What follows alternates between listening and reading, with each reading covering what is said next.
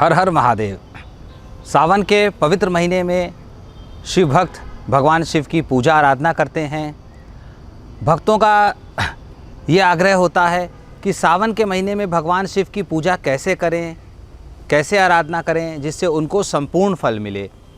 तो सावन में अगर आप शिव पूजा करते हैं तो सबसे ज़्यादा ज़रूरी है भाव। शंकर भगवान को भोले बाबा कहा है, आशुतोष भगवान हैं जो शीघ्र प्रसन्न हो जाते हैं अगर आप अपने मन के सच्चे भाव से शिव जी की पूजा सावन के महीने में करते हैं अथवा कभी भी शिव जी की पूजा करते हैं। भाव सच्चा होगा तो भगवान शिव आपकी सभी मनोकामनाओं को पूर्ण करेंगे।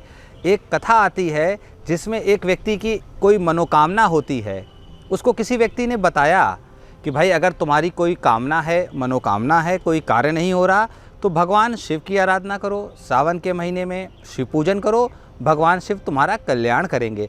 उस व्यक्ति ने क्या किया, भगवान शिव की एक प्रतिमा खरीदी, अपने एक घर के मंदिर में रखी और रोज़ पूजा पाठ करता, अगरबत्ती दिखाता, धूप दीप दिखाता और भगवान से प्रार्थना करता। काफ़ी समय हो गया, उसकी मनोकामनाएं पूरी नहीं हुई। जब बहुत दिन हो गया और उसकी मनोकामना पूरी नहीं हुई तो उसको लगा कि लगता है भोले बाबा मेरी सुन नहीं रहे और उसने किसी और से संपर्क किया कि किसी और भगवान के बारे में बताइए जिसकी पूजा पाठ प्रार्थना उपाय करने से शीघ्र हमको फल मिले। किसी ने बताया दुर्गा जी की आप उपासना करिए, दुर्गा जी आपका कल्याण शीघ्र करेंगी। वह व्यक्ति गया और दुर्गा जी की एक प्रतिमा लेके आया और जहाँ पर उसके घर छोटा था तो जहाँ पर उस शिव जी की मूर्ति रखी थी वहाँ से शिव जी की मूर्ति को उसने किनारे रख के दुर्गा जी की मूर्ति सामने स्थापित कर दी और दुर्गा जी की पूजा करने लगा। जब वो दुर्गा जी की पूजा करने लगा, जब उसने दुर्गा जी को अगरबत्ती वगैरह दिखाई, दीप दिखाया, तो देखा उसने कि अगरबत्ती का जो धुआं है वो दुर्गा जी की तरफ कर रहा था लेकिन वो जा रहा था शिव जी की तरफ। तो उसने बार बार उसको थोड़ा बहुत एडजस्ट किया।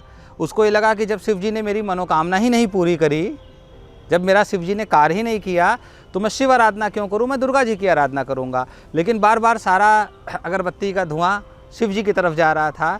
जब बहुत प्रयास करने के बाद भी और धुआं नहीं रुका, भगवान शिव को जा रहा था, तो उसने देखा कि वहाँ पर एक दिए में रुई पड़ी हुई थी। तो उसने रुई लेके भगवान शिव की नाक में लगा दिया कि अब आप मेरा धुआं कैसे सूंघेंगे, अब आप मेरी पूजा कैसे लेंगे।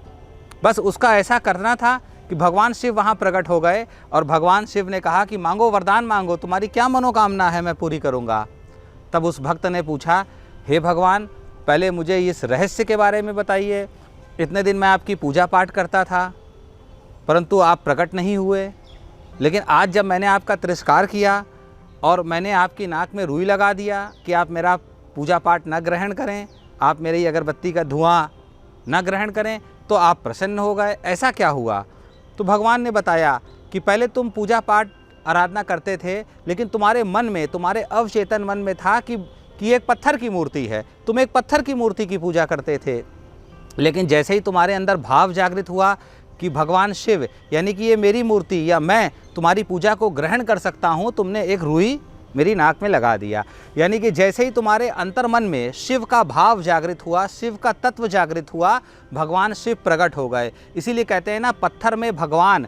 ये व्यक्ति की श्रद्धा के ऊपर है। अगर व्यक्ति की श्रद्धा है तो पत्थर से भगवान प्रकट हो जाते हैं, आपकी मनोकामनाएं पूर्ण करते हैं। इसलिए सावन में आप सच्चे मन से भगवान शिव की आराधना कर रहिए, शिव तांडव स्तोत्र का पाठ करिए।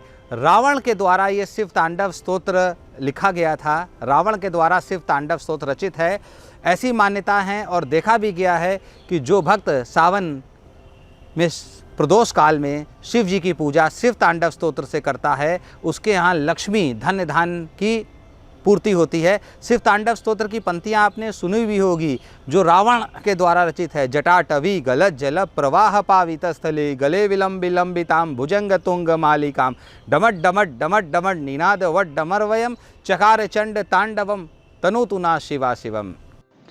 शिव उपासना करने के लिए सावन का पवित्र महीना 22 जुलाई 2024 दिन सोमवार से प्रारंभ हो रहा है।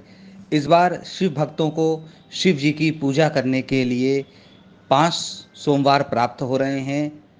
पहला सोमवार 22 जुलाई 2024, दूसरा सावन का सोमवार 29 जुलाई, तीसरा सावन का सोमवार 5 अगस्त, चौथा सावन का सोमवार 12 अगस्त और पांचवा यानी अंतिम सावन का सोमवार 29 अगस्त को है।